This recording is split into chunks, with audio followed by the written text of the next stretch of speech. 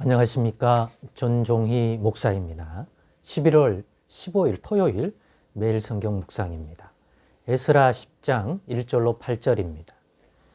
에스라가 하나님의 성전 앞에 엎드려 울며 기도하여 죄를 자복할 때에 많은 백성이 크게 통곡하며 이스라엘 중에서 백성의 남녀와 어린아이의 큰 무리가 그 앞에 모인지라.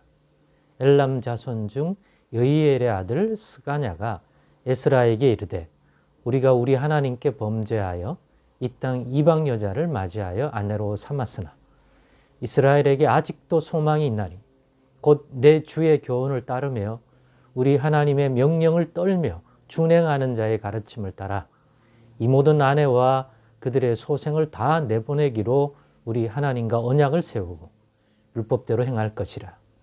이는 당신이 주장할 일이니 일어나소서 우리가 도우리니 힘써 행하소서 하니라. 이에 에스라가 일어나 제사장들과 레위 사람들과 온 이스라엘에게 이 말대로 행하기를 맹세하게 하며 무리가 맹세하는지라. 이에 에스라가 하나님의 성전 앞에서 일어나 엘리야십의 아들 여호하난의 방으로 들어가니라. 그가 들어가서 사로잡혔던 자들의 죄를 근심하여 음식도 먹지 아니하며 물도 마시지 아니하더니 유다와 예루살렘에 사로잡혔던 자들의 자손들에게 공포하기를 너희는 예루살렘으로 모이라. 누구든지 방백들과 장로들의 훈시를 따라 3일 내에 오지 아니하면 그의 재산을 정몰하고 사로잡혔던 자의 모임에서 쫓아내리라 하매.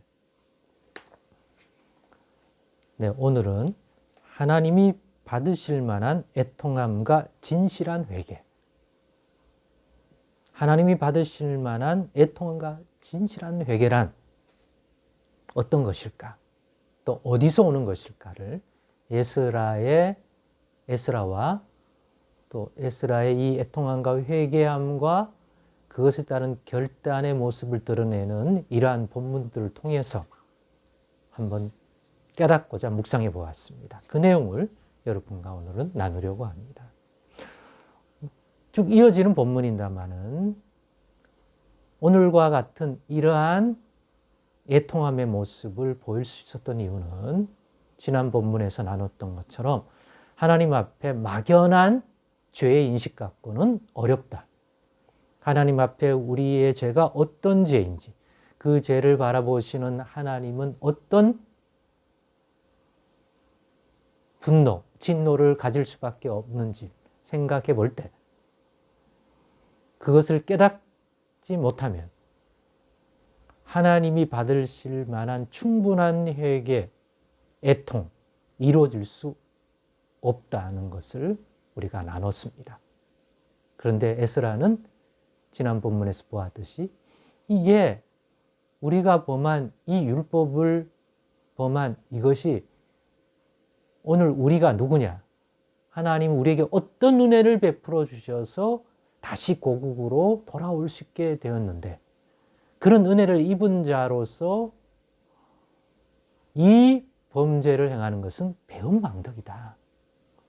단순히 율법을 어겼다가 아니라 하나님이 긍휼과 자비의 풍성한 손길로 마땅히 우리 조상들과 함께 심판받아 하나님의 진노 아래 멸망당했어야 할 우리들임에도 불구하고 하나님의 특별한 자비하심으로 우리는 그런 진노가 아닌 다시 회복의 은혜를 누리고 이 땅에서 하나님이 언약하실 때 주셨던 그 복과 생명을 누릴 수 있는 그러한 신분으로 다시 자리 잡게 했는데 그런 우리가 이런 범죄를 했다?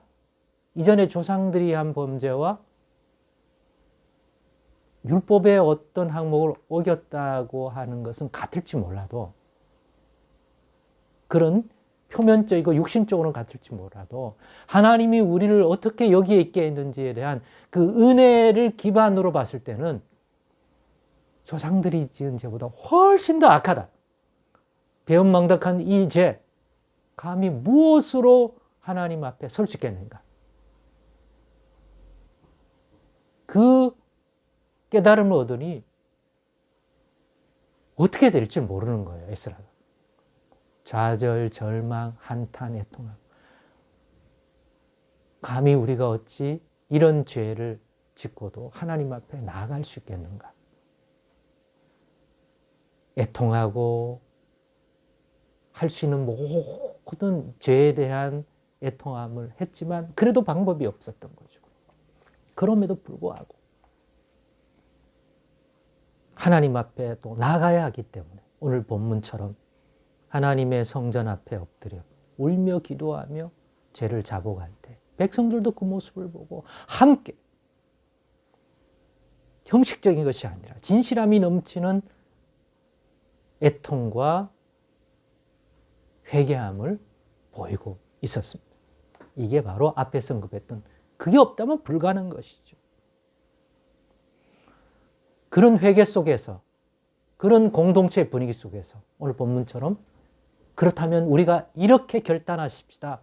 그게 우리가 하나님 앞에 다시 용서를 받고 은혜를 입는 우리가 알 수 있는 최선의 한 모습이 아니겠냐고 들고 나온 사람이 있었고 그것들을 듣고 에스라는 다시 한번 깊이 묵상하고 전적으로 하나님을 바라보면서 백성들에게 지도자로서 그러면 이렇게 하자라고 하는 내용을 들고 나온 것까지 오늘 본문이 소개되고 있습니다. 이런 걸 보면서 하나님이 받으실 만한 합당한 애통과 진실한 회개는 어디서 오는 것일까? 막연한 죄의 인식으로는 안 된다. 우리가 어떤 하나님의 긍휼함을 입은 자인가 예수를 믿고 하나님의 백성이 되어 백성으로 회복된 우리에게 미치고 있는 은혜는 어떤 것인가? 그 은혜를 생각할 때 하나님이 기뻐하지 아니할 어떤 죄를 범한 것은 단순히 죄를 범했다가 아니라 배은망덕이다 라고 하는 측면들이 분명히 인식이 되어야 할 것이다. 막연한 죄의 인식은 막연한 회개로 형식적으로 이어질 수밖에 없기 때문에 그러한 회개로는 이 문제를 해결할 수 없는 거죠. 하나님이 받으셔서 다시 긍휼을 베풀 만한 최소한의 어떤 여지를 남겨둘 수 있는 그러한 진실한 애통함, 죄에 대한 애통, 거기에 따른 회개, 그리고 이어질 결단들이 나올 수 없는 거죠. 그냥 다 형식이고 다 막연한 형식적 절차로서의 애통, 회개, 또 겉으로 행하는 모습, 그거 하나님이 받을 수가 없는 것이겠죠. 우리의 중심을 보시는 하나님이. 그러므로 우리는 오늘날 하나님께 대한 우리의 죄를 하나님이 어떻게 생각할지 깨닫고 제대로 깨닫고 분별하고 있는가 돌아보십시다. 이것 없이 하나님이 받으실 만한 진실한 애통도 진실한 회개도 합당한 결단도 있을 수 없기 때문입니다. 하나님의 말씀 묵상을 통하여 이러한 것들을 깨닫도록 늘 중심에서 구하십시다. 예배를 통하여 기도 시간을 통해서도 마찬가지입니다. 그럴 수 있는 손길을 주시기를. 특별히 죄 많은 오늘날 이 말세를 살아가는 성도로서 우리도 이 본문에 못지않은 그러한 범죄를 예수 그리스도의 십자가의 보혈의 은총을 입고 백성으로 부름받은 자로서 충분히 이런 일이 일어난다고 볼 수 있기 때문입니다. 그러니 늘 우리의 범죄가 단순히 죄범한 내가 아니라 어떤 법률의 지식이 있어서 몇 번째 법을 어겼네 이 수준이 아니라 우리가 어떠한 은혜를 입고 하나님의 백성이 된 것과 십자가의 은총과 예수 안에서 우리를 불러주실 때 하나님의 은혜의 세계를 생각할 때 그 은혜를 받은 자로서 이러한 죄를 범한다는 것은 하나님 보시기에 어떠한 게 보일까? 늘 진실로 깨닫게 해달라고 늘 말씀 묵상이나 기도나 예배 때 그 중심을 가져가십시다. 그래서 그러한 부분을 우리도 진실한 애통, 진실한 회개, 하나님이 받음직한 합당한 애통, 합당한 회개, 거기에 나오는 결단의 행동을 통하여 이러한 부분들을 해결하고 하나님 앞에서 다시 한번 복 있는 그러한 하나님의 백성으로 하나님 마음껏 축복해 줄 수 있는 그러한 인생으로 나아가는데 꼭 오늘의 묵상이 도움이 되기를 소망합니다. 기도하겠습니다.